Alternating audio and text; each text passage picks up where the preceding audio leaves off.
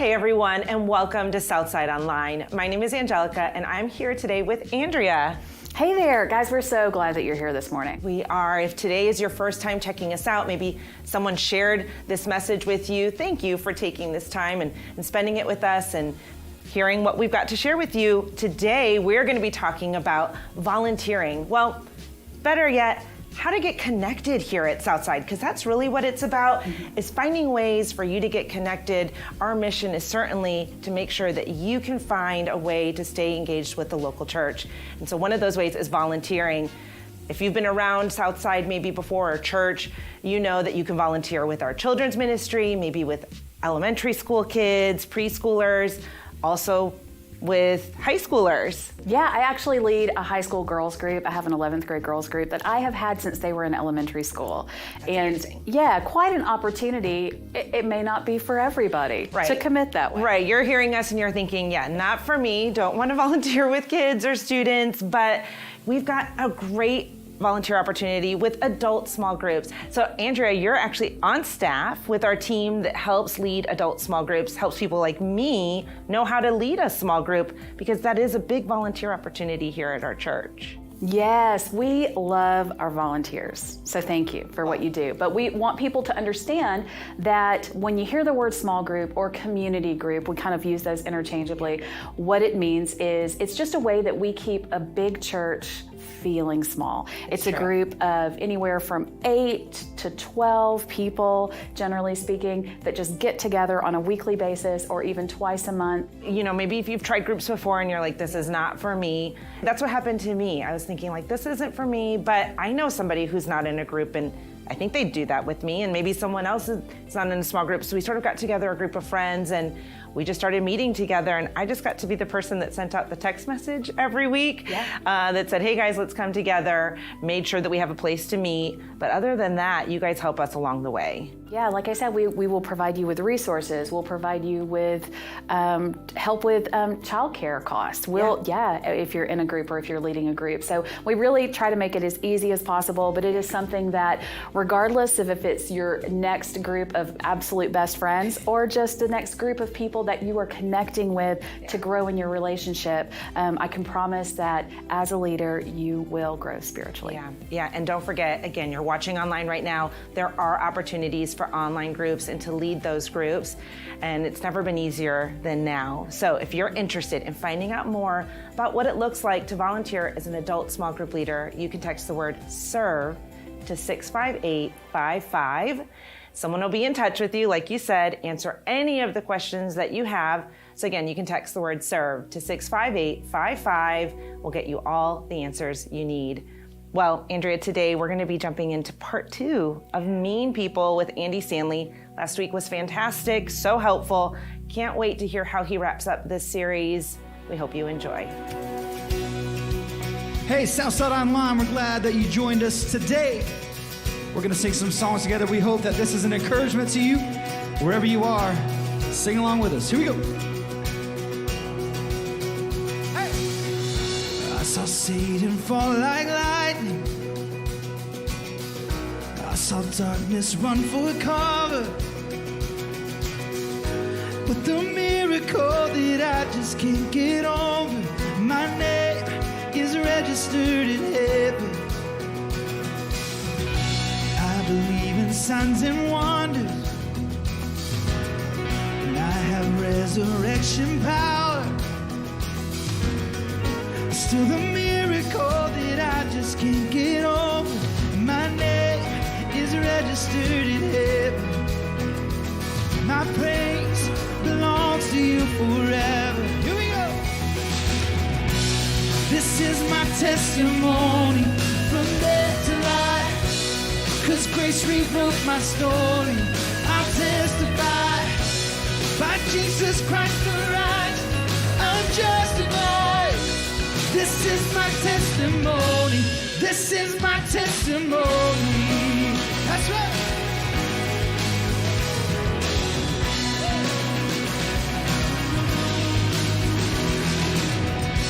Come together, sons and daughters, bought with blood and washed in water. Sing the praises gifts of the Spirit and the Father.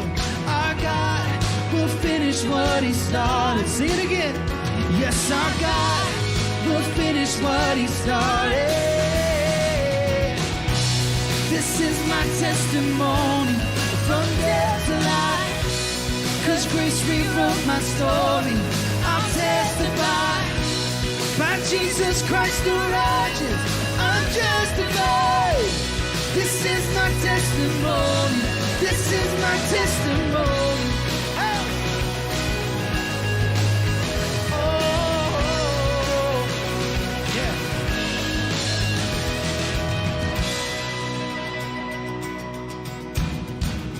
Sing this with us. If I'm not dead, you're not done. Greater things are still to come. Oh, I believe. If I'm not dead, you're not done. Yeah. Greater things are still to come. Oh, I believe. If I'm not dead, you're not done. Greater things are still to come. Oh, I believe. If I'm not dead, you're not done. Greater things are still to come.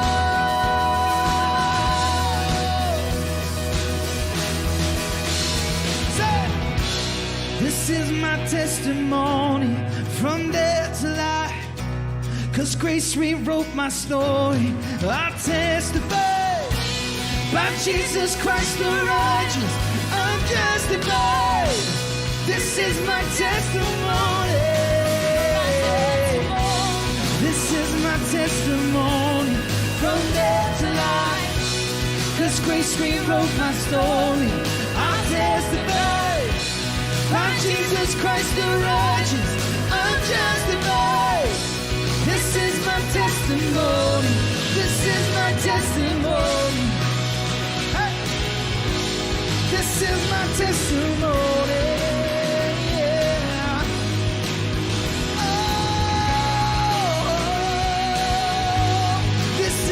Testimony. That's right.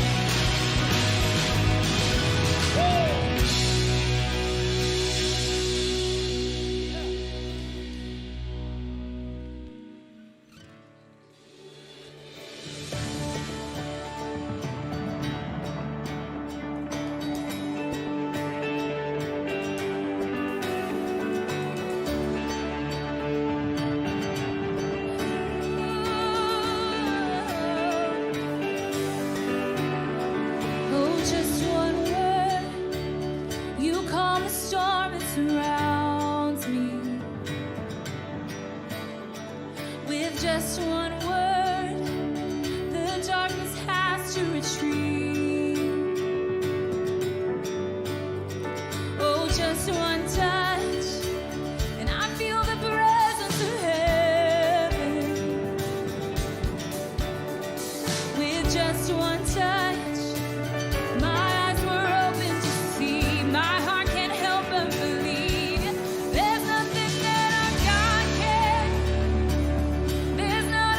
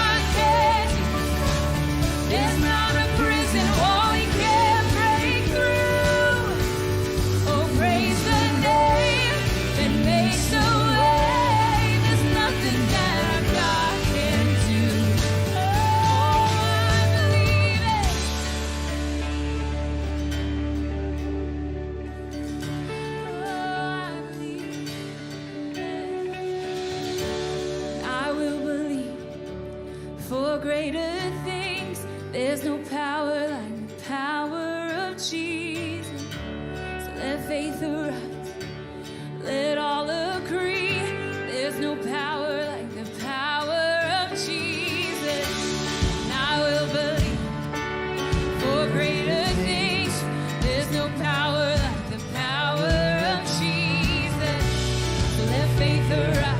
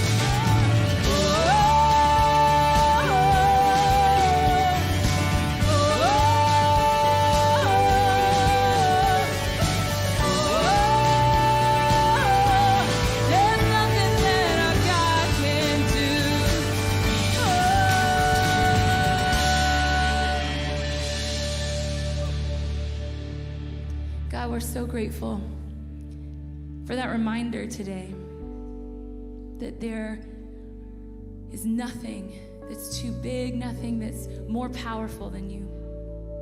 And God, nothing can stand in the way of your love for us. We're so grateful for that. So grateful for that love. It's in your Son's name we pray. Amen.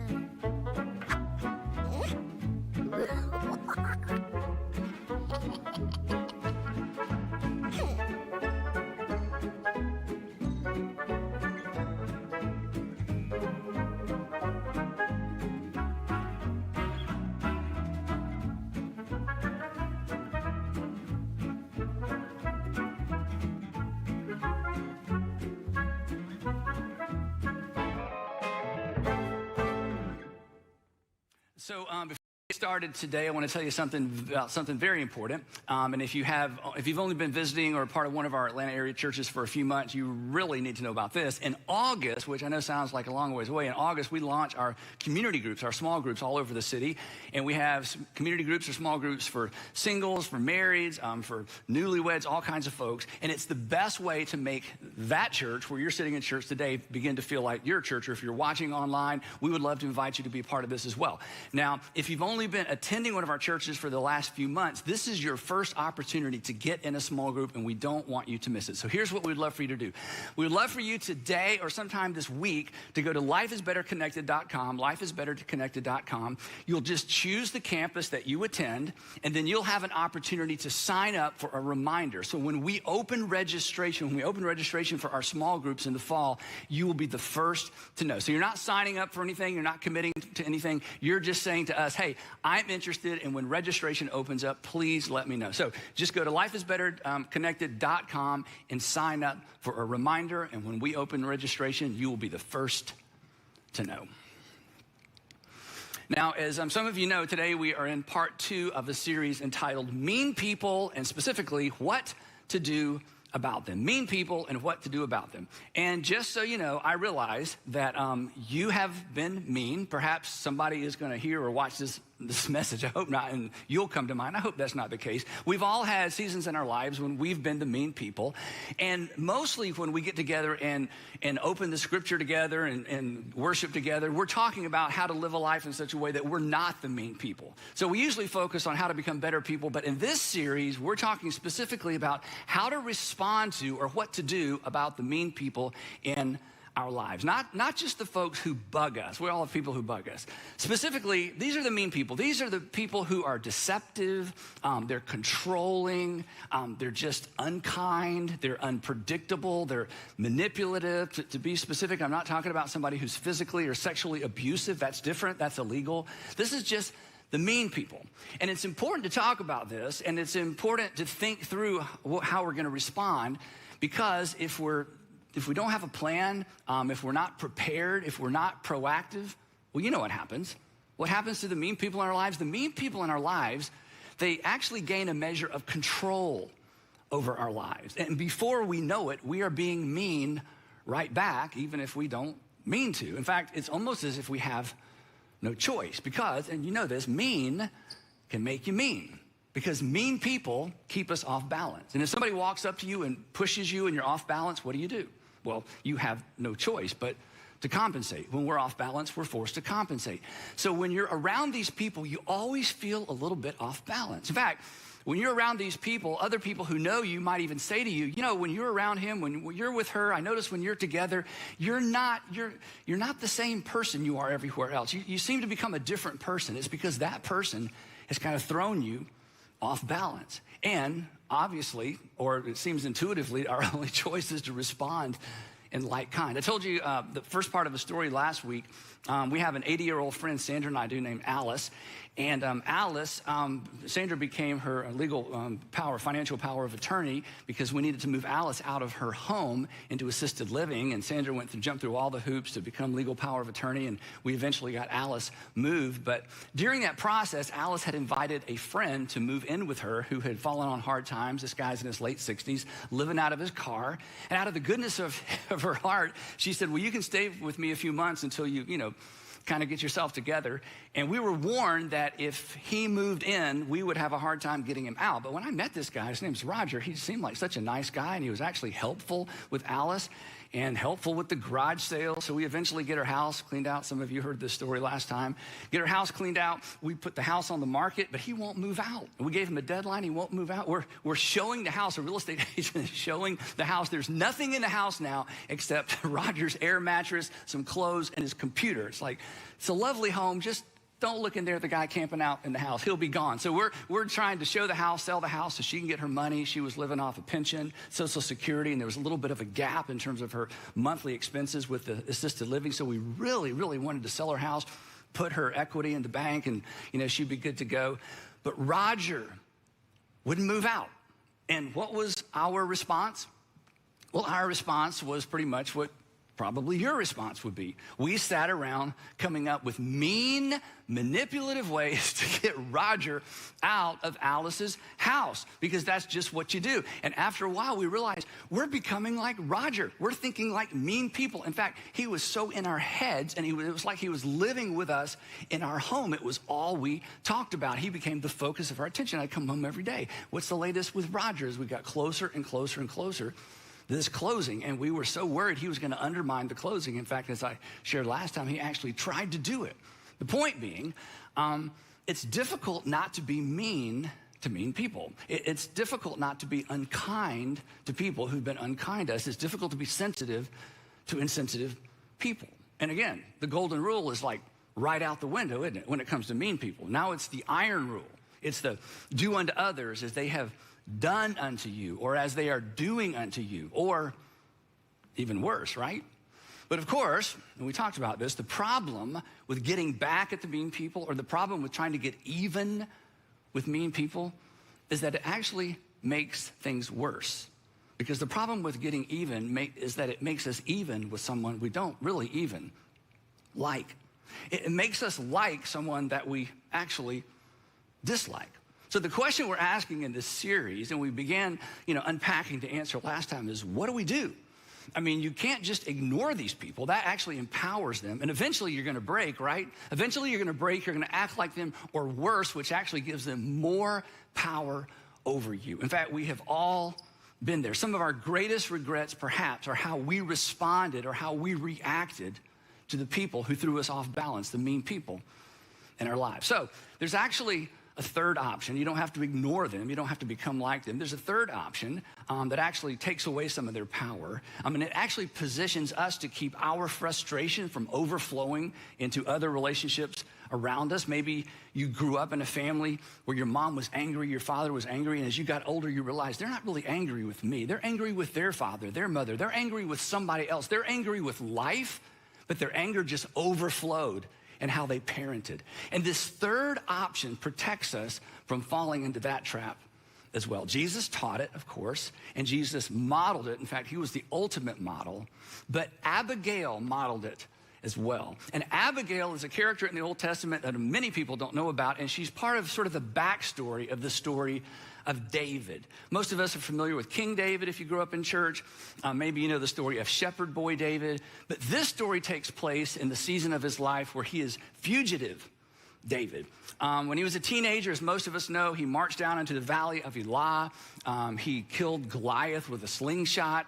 In that moment, he became a national hero. So King Saul, the king of Israel, brought him in close, actually made him part of his family because he was a national hero and he was a leader and he had influence. And King Saul was smart enough to know you keep your enemies, you keep your friends close and you keep your enemies close as well. And David, he realized, was a bit of a threat to his power and his influence in Israel. And then he gets word that a rogue prophet had actually gone to David's house when he was a little boy and anointed him as the next king of Israel. And if you are the current king, of course, that's a problem because you want your son to become the next king. So now David is a threat to Saul's dynasty. So he tries to kill David. He eventually banishes him. David becomes a fugitive. He gathers other fugitives around him. Before long, he's got about 600 men, their wives, their girlfriends, their kids kind of traipsing along behind him. He's got a small army, but he's a fugitive from the law. And he's angry. He's angry with King Saul, and he's angry with the circumstances.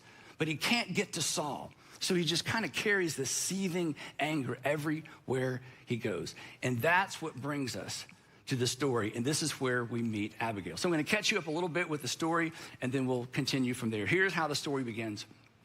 1 Samuel chapter 25. Samuel was essentially David's biographer. A certain man in Mon who had property there in Carmel was very wealthy. He had 1,000 goats and 3,000 sheep, which he was shearing in Carmel, and his name was Nabal. Now, during sheep shearing season, men and families who had a lot of sheep discovered just how much wealthier they had become. This was like payday. This was an annual financial report. His name was Nabal, and his wife's name was Abigail. And she was an intelligent and beautiful woman, but her husband was harsh and mean, there's our word, in his dealings. So David and his men hear about the fact that Nabal is having sheep shearing in Carmel and realizes Nabal is about to become even wealthier. So David sends 10 of his men to Carmel to meet with Nabal to say, hey, would you be willing to share some of your wealth and some of your extra wealth, some of your extra with me and my men? And why would David feel like he could make that request? Well, that's what the message to Nabal, that's the message from David's men to Nabal explains that. Here's what they said. They said, Nabal, when your shepherds were with us out in the fields for months and months and months, when your shepherds were with us, we did not mistreat them. And the whole time they were at Carmel, nothing of theirs was missing. In other words, our men could have taken whatever they wanted to take. We could have taken women, we could have taken sheep, we could have mistreated your shepherds, but instead, you can talk to them, nothing went missing. In other words, your profit is due in part to our protection. So this seemed kind of reasonable. Hey, would you share with us your profits because, your profits are due in part to our protection. Nabal's response, he was rude. He said this, to David's messengers, who is this David? Now, he knew who he was. Who is this David? Who is this son of Jesse who's broken away from the king? He's just a bandit. He's a fugitive. He's a nobody. He's an outlaw. I did not ask for his help. I didn't need his help, and I don't owe him anything. And you can go back and tell him that. So David's men, they turned around and they went back, and when they arrived, they reported every word. And if you were with us last time, you'll remember David's response. David said to his men, each of you strap on your sword. So they did, and David strapped his on as well. And about 400 men went up with David. They were headed out of the mountains to Carmel. Now this 400 men, this was an overreaction, as we said, of epic proportion. This was going to be a massacre. And as he rides along, he does what many of us have done many, many times. As he rides along, he kind of builds up a head of steam. He begins justifying to himself what he wasn't 100% sure he should be doing. It's been useless, he mutters to himself. It's been useless, all my watching over this fellow's property in the wilderness so that nothing of his was missing. And what has he done? How has he responded to me? He has paid me back evil for good. And then God, David evokes God's name and invites God into the equation. May God deal with me, he says. May God deal with me. May God deal with David, be it ever so severely, if by morning I leave alive one male of all who belong to him. I'm going to kill his servants, his friends, his sons, and then I'm going to kill him. Now, again, you read this story and you're like, okay, so David, he didn't share with you. Is this what you do? Well, if we know anything, or if you know anything about David's history, this is what he did. So he's riding along, he's hurt, he's angry, he's powering up. It's going to be evil for evil. He's really channeling, I think, his frustration with King Saul. But King Saul is untouchable. But he's found somebody he can take his anger out on. And that's pretty much where we left off last time with the story. So we'll continue from there. Meanwhile, back in Carmel, here's what happened. One of the servants, Nabal's servants, told Abigail, Nabal's wife, David sent messengers. You weren't here, we find out later. You weren't here, but let me tell you what happened. David sent messengers from the wilderness to give our master his greetings, but our master hurled insults at them. Yet, Abigail, these men, David's men, these men were so good to us. They did not mistreat us the whole time we were out in the fields near them. Nothing went missing, night and day. Night and day. They were like a wall around us. They protected us the whole time we were herding our sheep near them. And then she says, Abigail, think it over. I want you to think it over and see what you can do, because disaster is hanging over our master and his whole household. And then I think she leans in. She doesn't say this very loud. She whispers in Abigail's ear, he is such a wicked man. He's such a wicked man that nobody can talk to him. So Abigail acted quickly. And here's what she does. It's kind of interesting. She assembles a caravan of food donkeys. Okay, you're familiar with food trucks? Okay, food donkeys, a caravan of food donkeys. She gets all these donkeys, ties them together, and then she loads them up with food. Food donkeys. There were hundreds of loaves of bread, figs, cakes, wine. She just loads them up. She knows she has about 400 male mouths to feed. And then she told her servant, this was so smart. She said to her servants, you go on ahead, you head out toward the plain. I'll follow you. But she did not tell her husband, Nabal, what she was up to. Meanwhile, coming down out of the mountains, here comes David and his 400 men armed for battle, and he's just mumbling to himself, building up this head of steam, building up justification for what he's about to do. And as he comes out of this ravine, the text tells us, he comes out of this ravine onto this big wide open plain. And what does he see? A caravan of food donkeys. And in the front is this beautiful woman. And it totally messes up his mood. Have you ever had that happen? Like you've got your speech perfectly planned and you've kind of built up a head of steam and you're going to go home or you're going to go walk down the office to the other office. You got it all worked out.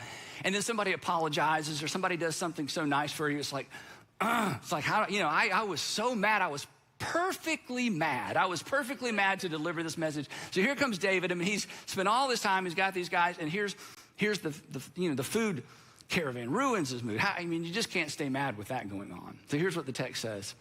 When Abigail saw David, she quickly got off her donkey and she bowed down before David with her face to the ground. And this is so powerful. She begins to speak to David. She begins to speak to David as if he is already the man that she hopes he will become. Now, ladies, you should take note of this. This will work on us even when we know what you're up to. It just works. You know, honey, you are so patient with the kids.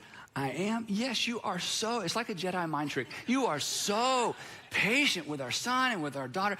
Honey, you are such a good planner. I can't wait to see what you've planned for my birthday. You're such a good planner. It's like, I am, you know. Anyway, here's what she does. It's so powerful. She fell at his feet and she said, pardon your servant, my Lord, and let me speak to you. In other words, just give me a minute. And please hear what your servant has to say. Please, she says, pay no attention to my husband, my Lord, that wicked man Nabal. He is just like his name. His name means fool, and folly goes with him. So you're not wrong about my husband, okay? And as for me, your servant, I wasn't there when your 10 men showed up and made the request. If I'd been there, I may have been able to influence my husband. I wasn't there. This wasn't my fault. Referring to the 10 men that David had sent ahead of time. Then here she goes. This is so powerful. Here's what she says.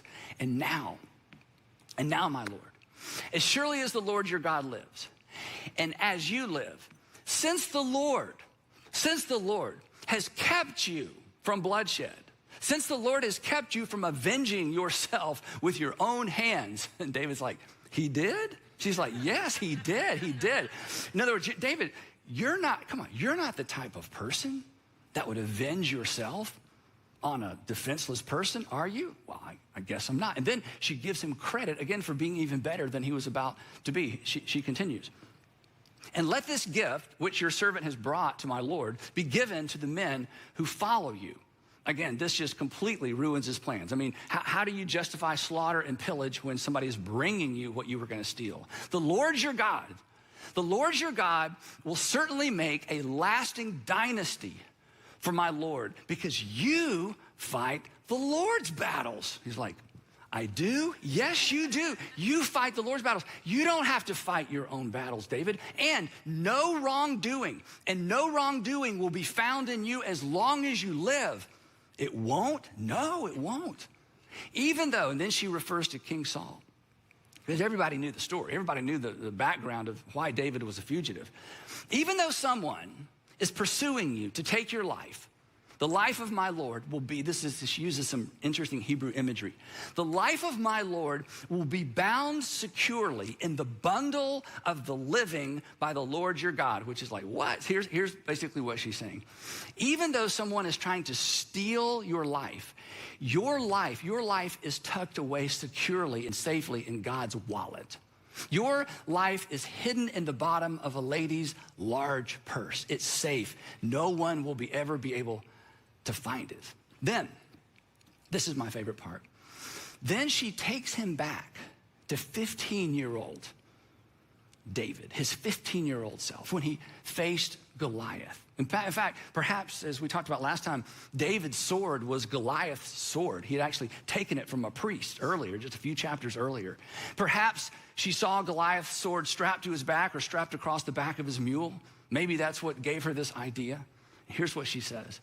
But the lives, this is so great, but the lives of your enemies, God, will hurl away as from the pocket of a sling. David, remember God's past faithfulness. Remember when you walked down into the valley of Elah to face Goliath, you weren't a warrior. You weren't equipped for battle. You didn't have a sword. You just did what you felt like God wanted you to do. And do you remember how God came to your rescue? Do you remember how God defended you? Remember those days. David, you don't need to get even. You have no need to return evil. For the Lord, your God, is with you. And then she speaks to his future. And essentially, she asked the question that we ask all the time around here. She asked the question without asking it directly. Essentially, this next part, she says, David, what story do you want to tell when this is nothing but a story that you tell? Years from now, when you're looking back on this season of your life as a fugitive, because one day you're going to be the king. God's going to keep his promise to you. But when you look back on this season, what story do you want to tell? Here's her version. When the Lord has fulfilled for my Lord every good thing he promised concerning him, and has appointed him ruler or king over Israel. My Lord," this is so great, "my Lord will not have on his conscience the staggering burden of needless bloodshed or of having avenged himself." David, isn't this the better story? Don't you want to look back on this season and realize that you stepped back instead of taking matters into your own hand? And of course, David comes to his senses. He's about to act like somebody he doesn't even like. And David said to Abigail, "Praise be to the Lord, the God of Israel, who has sent you today to meet me. May you be blessed for your good judgment." In other words, you had good judgment, I didn't. I'm thanking God for your good judgment, and I'm so grateful it intersected with the decision I was about to make, for keeping me from bloodshed this day and from avenging myself with my own hands. I have heard your words, and I'm granting you your request. Now, at some point, we all need an Abigail in our lives, don't we? We all need somebody who can talk us down. We all need somebody who has access to us. We all need somebody who feels permission to delve into those areas of our lives that we oftentimes just keep people away from. We all need an Abigail.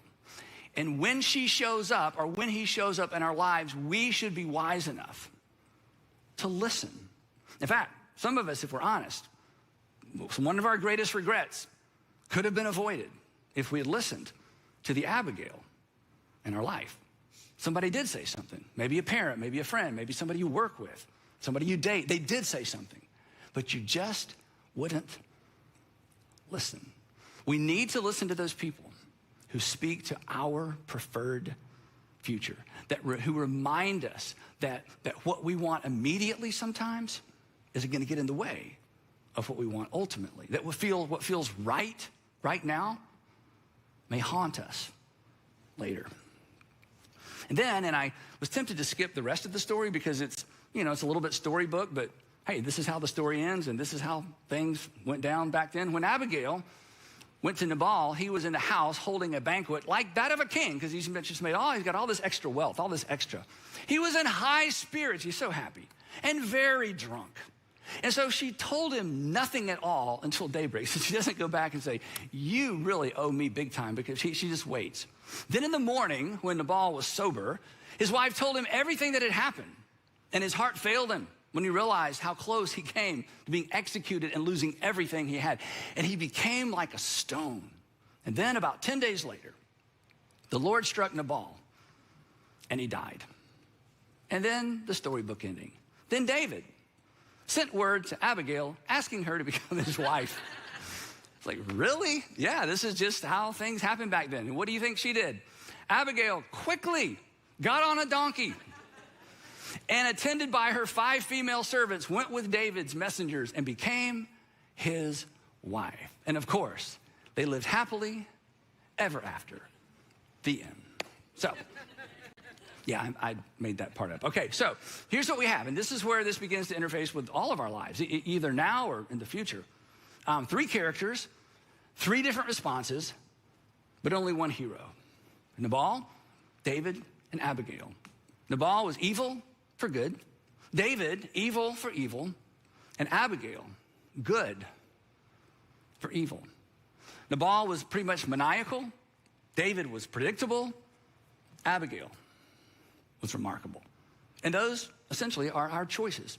Every time we interface with, or think about interfacing with the mean people in our lives. And if you're not a Christian or you're not a Jesus follower, you get to choose. And I think, common sense would probably cause you to lean more in one direction than the other, but ultimately you get to choose. You're the captain of your own ship. But for those of us who claim to be Jesus followers, I don't mean just Christians. You prayed a prayer when you were 8 years old and became a Christian. I mean, you get up every day and your intent is to follow Jesus. We really only have one option, and it's the remarkable option. And the reason our only option is the remarkable option is because we have been on the receiving end of remarkable. And we have been called to model it. We don't call it Abigail. What do we call it? We call it amazing grace. David had amazing Abigail. We have amazing grace. And here's why we call it amazing grace. Because while you were still a sinner, and when I was still a sinner, before we had ever done anything good, when the only thing about us was the fact that we would fall so short of God's glory and God's standard, while we were still sinners, Christ did something good for us. Christ died for us. And then Jesus says, since I've died for you and since you claim to be my follower, I want you to actually follow me. Not just believe in me and not just believe things about you. I want you to get up every single day and follow me. To which you may be tempted to say, well, what does that look like? And Jesus says, okay, basically it looks like just doing for others what I've done for you. I want you to love your enemies. To which we say, you mean tolerate and ignore? He says, no, I mean love. Love isn't I want you to, and here's his words. I want you to do good to those who hate you. It's not enough to tolerate. It's not enough to ignore. It's not enough to just try to keep our balance and stay away. He said, I want you to figure out a way to do something good for those that you would consider an enemy. And we think, but I thought I was doing good just not to hurt her or hurt him or let the air out of their tires or, let the air out of the air mattress and put it out on the street with all of his stuff and change the locks. I mean, I thought I was doing pretty good not to do that. He says, no, I want you to go further. I want you to bless those who curse you. Now, again, you're hearing this through the filter of your current circumstances, or if you're a parent, I mean, there's a story that one day I'll be able to tell that I'm not at liberty to tell yet about one of my kids who walked through the valley of the shadow of death as it relates to this very dynamic. And when you watch your kids being mistreated by other kids or by the parents of other kids, the whole idea of doing good to those who've done evil to you or blessing those who curse you, or Jesus says, oh yeah, by the way, at night I want you to pray for those who mistreat you, to which I think most of us, if we're honest, we'd say, okay, I don't really even pray for the people who are good to me. I don't even have time. I don't even take the time to pray for them. And you want me to add the people who mistreat me to my list of people I pray for? Jesus says, yeah. In other words, I don't want you to do something to them. If you're going to follow me, that means you have to do for them what I've done for you. I want you to figure out how to do something for them. Because that's how you keep from becoming like them. But there's a bonus. Jesus says, when we do this, not only do we not become like them, we become like our Father in heaven. Because he, Jesus' words, is kind to the ungrateful and the wicked. So, got some mean people in your life? You don't have to commit to anything. I just want you to think for a minute. What would it look like? What would it look like in that particular set of circumstances, in your particular set of circumstances? What would it look like to return good for evil? Back to our story for just a minute. As things escalated, Roger threatened to sue our real estate agent, threatened to sue us. I mean, just escalated.